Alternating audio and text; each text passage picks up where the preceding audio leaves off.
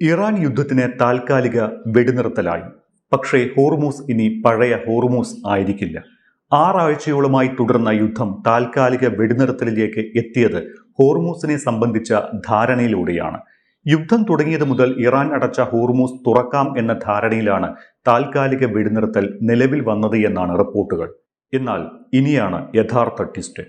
വെടിനിർത്തൽ നിലവിൽ വന്നതോടെ ഹോർമൂസിനെ സംബന്ധിച്ചുള്ള തർക്കങ്ങളും അവകാശവാദങ്ങളും ആരംഭിച്ചിട്ടുണ്ട്. യുദ്ധാനന്തരം ഹോർമൂസ് ഇറാന്റെയും അമേരിക്കയുടെയും സംയുക്ത നിയന്ത്രണത്തിലായിരിക്കുമെന്ന ഡൊണാൾഡ് ട്രംപിന്റെ പഴയ പ്രസ്താവന ശരിവെക്കുന്ന തരത്തിലാണ് ട്രംപിന്റെ പുതിയ പ്രസ്താവന. അതോടൊപ്പം മുൻപ് ഇറാൻ പ്രഖ്യാപിച്ച ഹോർമൂസിലെ ടോൾ ബൂത്തും യാഥാർത്ഥ്യമാകുന്നു എന്ന റിപ്പോർട്ടുകളും പുറത്തുവരുന്നുണ്ട്. താൽക്കാലിക വെടിനിർത്തലിനപ്പുറം സ്ഥിരമായ യുദ്ധവിരാമം സംഭവിക്കുകയും യുദ്ധം അവസാനിക്കുകയും ചെയ്യുന്നതോടെ ഹോർമൂസ് ടോൾ ബൂത്ത് സംവിധാനം നിലവിൽ വരുമെന്നാണ് സൂചന.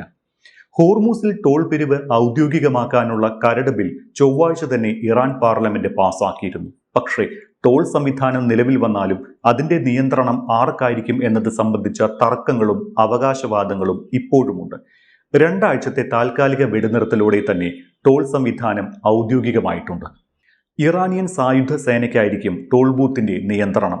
ഹോർമൂസ് കടക്കുന്ന എല്ലാ കപ്പലുകൾക്കും $2 മില്യൺ ടോളായി നൽകേണ്ടി വരിക എന്ന് അന്തർദേശീയ മാധ്യമങ്ങൾ റിപ്പോർട്ട് ചെയ്തിട്ടുണ്ട്. യുദ്ധത്തിൽ തകർന്ന ഇറാന്റെ പുനർനിർമ്മാണത്തിന് ഈ തുക വിനിയോഗിക്കുമെന്നാണ് വിവരം. അതേസമയം ടോൾ നിരക്ക് സംബന്ധിച്ച് ഏതെങ്കിലും തരത്തിലുള്ള അന്തിമ ധാരണയിൽ ഇറാൻ എത്തിയിട്ടുമില്ല. കപ്പലിന്റെ തരത്തിനനുസരിച്ച് ടോൾ നിരക്കിലും മാറ്റം വന്നേക്കാമെന്നാണ് സൂചന.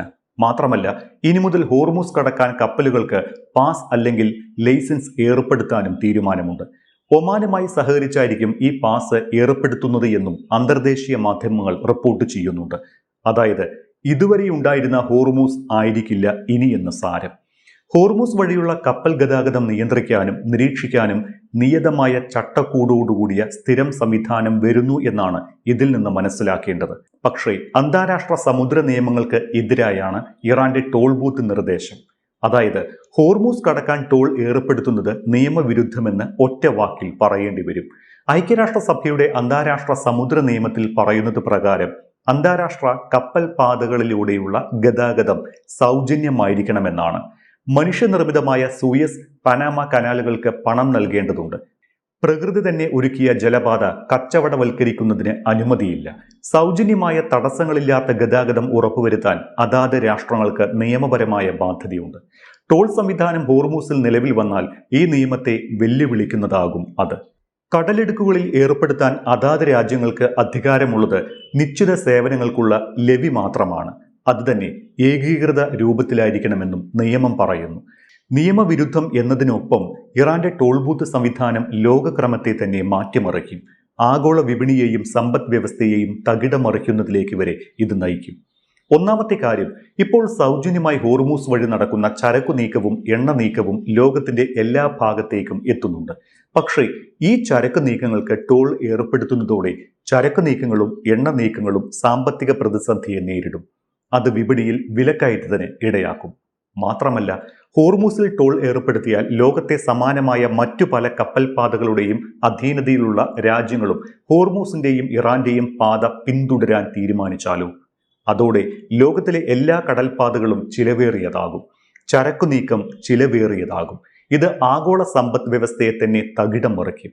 ആ അർത്ഥത്തിൽ ഹോർമൂസിലെ ടോൾ ബൂത്ത് സൃഷ്ടിക്കുന്ന പ്രതിസന്ധി ചെറുതാകില്ല.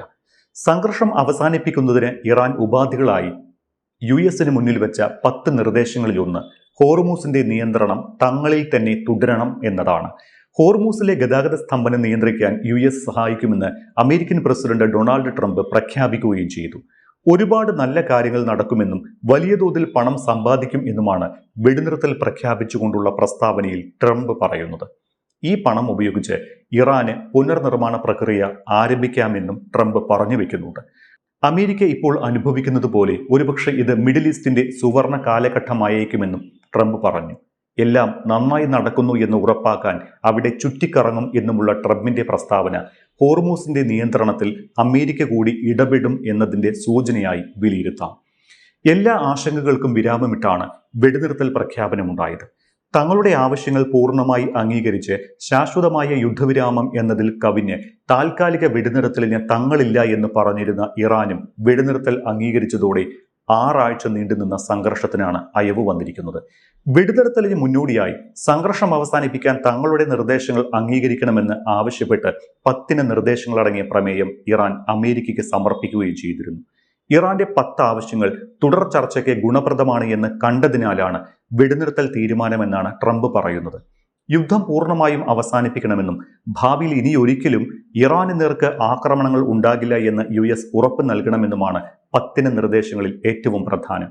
ഇറാഖ്, ലെബനൻ, യമൻ തുടങ്ങി എല്ലായിടങ്ങളിലെയും യുദ്ധം പൂർണ്ണമായി അവസാനിപ്പിക്കുക, ഇറാൻ നിയന്ത്രണത്തോടെ ഹോർമൂസ് കടലിടുക്ക് തുറക്കുക, കടലിടുക്കിലെ നാവികരുടെ സ്വാതന്ത്ര്യത്തിനും സുരക്ഷയ്ക്കും ഉറപ്പ് നൽകുന്ന പ്രോട്ടോക്കോളും വ്യവസ്ഥകളും സ്ഥാപിക്കുക, യുദ്ധത്തിൽ സംഭവിച്ച നാശനഷ്ടങ്ങൾക്ക് നഷ്ടപരിഹാരം നൽകുക, US കൈവശം വെച്ചിരിക്കുന്ന ഇറാനിയൻ ഫണ്ടുകളും മരവിപ്പിച്ച സ്വത്തുക്കളും മോചിപ്പിക്കുക, ആണവോർജ്ജം വർദ്ധിപ്പിക്കാനുള്ള ഇറാന്റെ അവകാശങ്ങൾ അംഗീകരിക്കുക, ഇറാനും ഇറാനുമായി ബന്ധപ്പെട്ട് നിൽക്കുന്ന എല്ലാ രാജ്യങ്ങൾക്കും പൗരന്മാർക്കും US ഏർപ്പെടുത്തിയ ഉപരോധങ്ങൾ നീക്കുക, മേഖലയിൽ നിന്ന് US സൈനികരെ പിൻവലിക്കുക, ഐക്യരാഷ്ട്രസഭയിൽ ഇറാനെതിരെയുള്ള എല്ലാ പ്രമേയങ്ങളും റദ്ദാക്കുക, ഇറാനെതിരായ രാജ്യാന്തര ആണവോർജ്ജ ഏജൻസി ബോർഡ് ഓഫ് ഗവേൺസിന്റെ എല്ലാ പ്രമേയങ്ങളും റദ്ദാക്കുക എന്നിവയാണ് പ്രമേയത്തിലെ മറ്റു നിർദ്ദേശങ്ങൾ.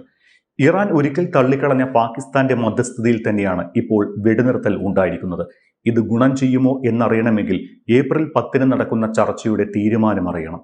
മധ്യസ്ഥ ചർച്ചകൾക്ക് വഴിയൊരുക്കി പാകിസ്ഥാൻ ഇരു രാജ്യങ്ങളുടെയും പ്രതിനിധികളെ ഇസ്ലാമാബാദിലേക്ക് ക്ഷണിച്ചിട്ടുണ്ട്. 10 ആവശ്യങ്ങളുണ്ട് എങ്കിലും അതിൽ എത്രത്തോളം അനുകൂലമായ തീരുമാനം US എടുക്കുമെന്നതിൽ വ്യക്തതയില്ല. ചർച്ചകളിലെ തീരുമാനത്തിന് അനുസരിച്ചായിരിക്കും യുദ്ധമാണോ സമാധാനമാണോ ഭാവിയിൽ നടക്കാനിരിക്കുന്നത് എന്ന സംശയങ്ങൾക്ക് ഉത്തരം നൽകുക.